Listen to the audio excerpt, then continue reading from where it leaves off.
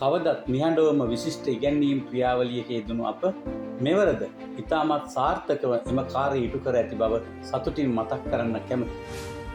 පසුගියදා අපගේ පන්තිවල දරුවන් වෙනුවෙන් අපි ඉතාමත්ම නිවැරදිව පළමු වාර විභාගයේ පාත්වනු ලැබුවා. එම විභාගයේ බොහොමයක් ළමයි ලකුණු 75 කඩවීම සමත් වී තිබේ. ඇතැම් ළමයි ලකුණු 95, 96, 98 වැනි ඉහළ ලකුණු ලබාගෙන තිබේ.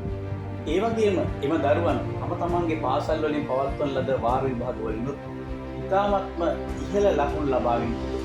පාසල් ගුරුවරයෙකු ලෙසත්, උපකාරක පන්ති ගුරුවරයෙකු ලෙසත් වසර ගණනාවක් තිස්සේ මා ලබාගත්තු අත්දැකීම් මේ දරුවන්ගේ ජයග්‍රහණයට හේතුව කියලා මම විශ්වාස කරනවා.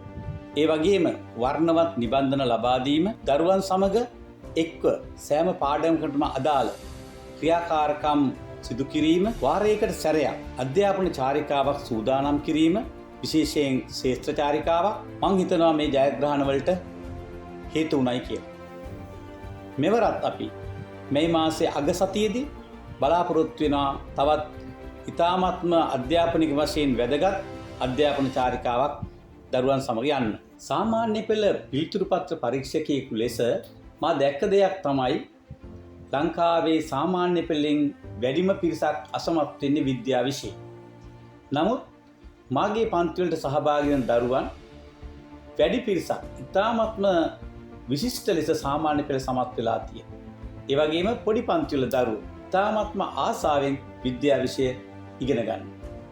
ඉතින් කවුරුත් අමාරුයි කියන විද්‍යාව ආසාවෙන් ඉගෙන ගන්න. ඔබට මම මගේ පන්තිවලට සහභාගී වෙන ලෙස ආරාධනා කර සිටිනවා. මම ක්‍රිෂාන්ත සර්.